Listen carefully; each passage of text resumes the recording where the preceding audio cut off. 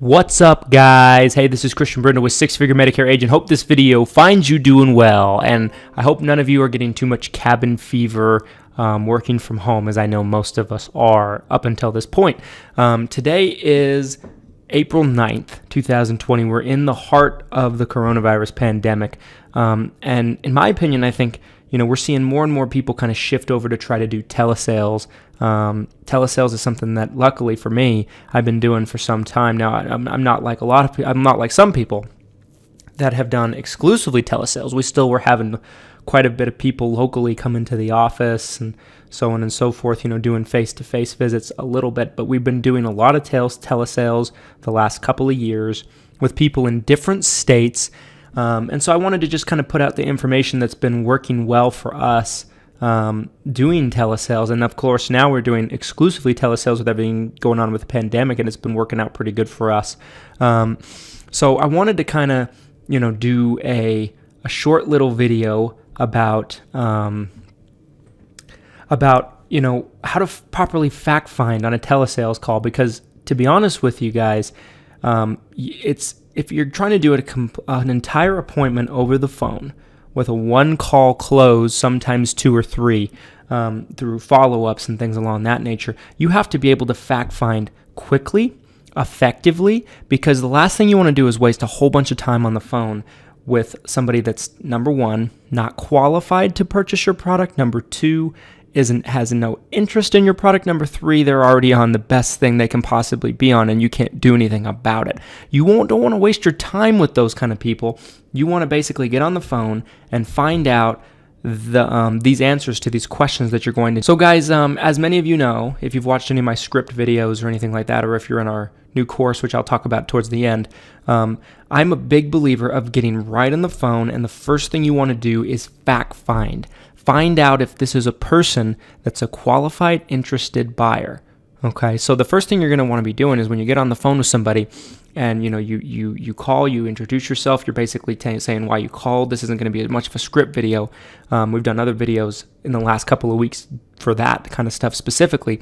But the first thing you want to be doing is one of two approaches, and a lot of this depends on your personality type, what you feel would fit more with your personality naturally, because all of us have different ways of doing things. We have different vibes, different energies, and not everything that works for me as far as my approach is necessarily going to work for you, and vice versa. So there's two approaches you want to take. You want to take either the gentle approach, or you want to be taking the assertive aggression approach. And both of them have their place. You just kind of fit which one you lean more towards as an agent and as a telesales agent. So the first thing you want to be doing is fact finding. This is how you do this. When you get it right on the phone and you're calling, depending on what kind of lead, let's say you're doing direct mail leads. We're working direct mail leads right now, and I'll share a little story with you before the end of this video about how it's been going. But let's say you're working direct mail leads. I know a lot of you guys are. Let's say you're working, I'll give you an example. Right now I'm working with, Medicare, Medicaid, dual direct mail leads. That's kind of the approach we've been taking. And the first thing that I've been trying to do is this. I get right on the phone with them. I said, Mr. or Mrs. So-and-so. Of course I'm saying their first name. I'll be like Jane or whoever it is. I'd be like, hi, Jane, my name is Christian. I'm getting back to you on a reply card that you sent back into my company in the mail in the last week about additional information regarding Medicare and Medicaid plans here in our area. Do you mind if I ask you a few questions to determine if I can be of any service? Okay, so you go right into it. The only thing they've been able to say up until this point is yes, they are the person you're calling for, or no, they're not. And of course, if they're not, you want to try to get the person you're calling for on the phone. But you go right into the fact finding. So that's one way you can do it. Just kind of a refresher there. You can say, Jane, my name is Christian. I'm getting back to you on a reply card that you sent back into my company requesting information about Medicare and Medicaid dual eligible extra benefits located here in the area. Do you mind if I ask you a few questions to determine if I can be of any service? The other thing you can do is you can take a more aggressive approach and use the old Wolf of Wall Street script. You can be like, hi, is this Jane? Jane, my name is Christian. I'm getting back to you on a reply card that you sent back into my company in the last week or so about extra benefits with some Medicare, Medicaid programs here in the area that are very exciting with lots of potential that you might not have now. And if you have 60 seconds, I'd like to talk with you about it. You got a minute? I've used this script. I learned that from reading Jordan Belfort's book, Wolf of Wall Street. I've used that script, and sometimes it works. I think, there's a couple different ways you can do this, but either script is going to bring you into a position where you can fact find for people. But my favorite script has always been, do you mind if I ask you a few questions to determine if I can be of any service? Do you mind if I ask you a few questions to determine if I can be of any service? I'd say probably 9 times out of 10, they're going to be okay with you just asking a couple questions. So the first question I'm going to ask is, oh, great, Jane. Are you on Medicare now? Yes. Okay, great. And if I'm working a dual mailer, I would be like, do you also have Medicaid? And they would say yes or no or whatever the case might be. Try to find out what they have. I'd be like, okay. And do you have a current program at the moment that works with your Medicare, Medicaid? Maybe like a supplemental plan or something like that. Remember, people on Medicare and Medicaid aren't going to have Medicare supplement plans, but most of these people think, whether they have an Advantage plan or a special needs plan, that they have a supplement plan anyway. So if you use the term supplement, they're going to know and understand that a little better than saying, do you have a Medicare Advantage plan? Most of them don't know if they have a Medicare Advantage plan. So you say, do you have a supplemental plan or anything like that goes with your plan? They'd be like, yes, I have this plan through ABC Insurance Company. I'd be like, okay, great. And assuming they don't know what they have, you kind of ask questions, be like, and if there's let's say I have Aetna, an Aetna plan. I'm like, okay. And if you know the market well, which I hope that you do, you would then lead forward into it, be like, okay, do you have the program that costs this much a month or that costs this much a month? Or do you have the program that's called this or called this? You just kind of narrow down what they have. Then from that point, you can assess in your head if you know the products well. I've preached for quite some time now that you need to know your market and know the products as well as possible so that you can be quick on your feet on the phone. From that standpoint, you're going to go, okay. In my opinion, I think there are some positive things and some negative things about that plan. And I'll tell you in my opinion what I like about that plan. I'd say, they have a big network, they have this, they have that. The negative things are, I don't think they include as much dental, vision, hearing as maybe another plan would, or whatever the case might be. Be like, I don't know if you're aware of this, but there's a program in the area that does X, Y, and Z and keeps the benefits at that place. Or if they're already on the best thing for them, you can tell them that and get off the phone. Right? I mean, you're not just trying to come in with commission breath and move them over to a plan that you know is worse for them, but that's how you take the approach. You're quick, you're fast, you're not getting on the phone being like, oh, how's your day today? It's so nice out today. Cut out all that crap, guys. Get right to the point.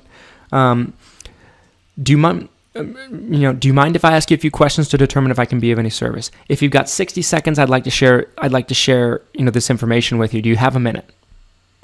You just get right into it. And then, if you take that approach and you're strong, assertive, you're not pushy, but you're firm at the same time. On top of that, guys, another thing about this as far as fact finding is they could qualify for your plan. They could be a perfect candidate for your plan. But if they're not interested or for some reason they just don't trust you, they think you're some kind of sleazy salesman, you also don't want to waste your time too much with that person either. I'll share a little story with you. Just today, this morning, I was talking to someone on the phone that I had spoke to. This would be my third time speaking to her on the phone, and she kept basically telling me to call back. And it was one of those people that, heavily relied on her son to look over things for her. Her son wasn't her power of attorney or anything like that, but she wanted her son to talk to me about the plan first because she thought it sounded too good to be true. She was Medicare, Medicaid. We were going to do a special needs plan for her. It wouldn't cost her anything. It'd give her, in this area, $1,000 of dental included into the plan, a bunch of extra benefits. It's the only plan that would let her keep all her doctors. No downside whatsoever for her. But she wanted me to talk to her son, so I was willing to do that. The plan was she was going to talk to her son over the weekend and schedule a time where me and him could talk on the phone. She didn't do it, right? Life gets in the way. She has this going on, that going on, doesn't feel good, has to go to the doctor, whatever. Doesn't really matter, but it didn't happen. This is going to happen quite a bit. So to this morning I call to follow up, and she's like, it's not a priority right now. I have all this going on, blah, blah, blah. And so at that point, I basically put it on the table to be like, this is something that's a no-brainer for you. This is something that is good for you. There's no downside for it whatsoever. And for this person, there was zero downside whatsoever. At the moment, she had Medicare, Medicaid, and a drug plan, period. And that's it. And so essentially, you guys, the approach I took was I said, Mrs. Prospect, I said her first name, of course, but Mrs. Prospect, here, why don't we do this? The last thing I want to do is waste your valuable time and waste my valuable time. In my opinion, I think this is a no-brainer for you. I really don't see any downside for you in this regard, but I don't want to waste your time and I don't want to waste my time. And there's a lot of interested people in the area that I need to talk to that really do want the help with this and want the extra benefits. I think at some point it's going to kind of come down to the fact that it's a very simple transaction. There's really no downside for you, and it's going to be a situation where you either want it or you don't. Boom. That was me dropping the mic. That was me putting everything on the table to be like, hey, let's cut the runaround. Let's cut the BS, You either want this or you don't. If you don't want it, let's not stop wasting each other's time by me calling you another 10 times to follow up with you. Follow-up is good. I'm not saying that it's not. But in this type of situation where they're not putting in any effort, it's not a bad thing to approach the situation with a little bit more assertiveness. When I did that, she's like, well, and then she started asking a few questions. And then, once I answered her questions, she was like, you know what? I do want to do this. Let's do it. I trust you. I think that you're going to take good care of me, which of course I will. She lives within walking distance of my office. So that's basically how you cut to the chase a little bit. If you've talked to a client 3, 4, 5 times on the phone and they just keep putting you off and they're just not taking your time seriously and not respecting your time, there's 2 approaches you can have. You can keep following up with them and calling back, be like, no problem, no problem, no problem, and you might get them at some point, but it might take a month or so. The next thing you can do is you can be a little bit assertive and be like, I know this is good for you, Mr. and Mrs. Prospect. I think this is a good thing for you. I think it has no downside. At the end of the day, it's a very simple transaction. It's a very simple program. At the end of the day, you either want it or you don't. And I don't want to waste your time and I don't want to waste my time. In sales, they call that you give them the product, you put it out on the table, but then you take it back. You take it back and you're creating a sense of urgency by doing so. And by doing that, you guys, you're taking it off the table. You're creating the sense of urgency. They then get the sense in their mind that, well, hey, if I do want this, I better jump on this before I lose this opportunity. So we went forward. We did the program for her. Did it all electronic application with her. She's now going to be a new client, and she's going to have 10 times better coverage than she had before with all the extra benefits she's getting. It's better drug coverage. It's the same medical coverage, full medical coverage between the plan and Medicaid. She now has $1,000 of dental she didn't have before. She now has $2,000 of hearing aid coverage she didn't have before, which she needs. She now has $100 every 3-month over-the-counter item benefit she didn't have before. She mentioned that she loves going to the gym. She pays $50 a month for a Vasa membership. That's not going to be required for her to pay for it anymore, and she's on a fixed income. So she was thrilled. I had to push a little bit, but there's different things you got to look for. First, you want to see if they qualify, and that's how you can find that out in the first 3 minutes of the phone call by following my script and asking the questions.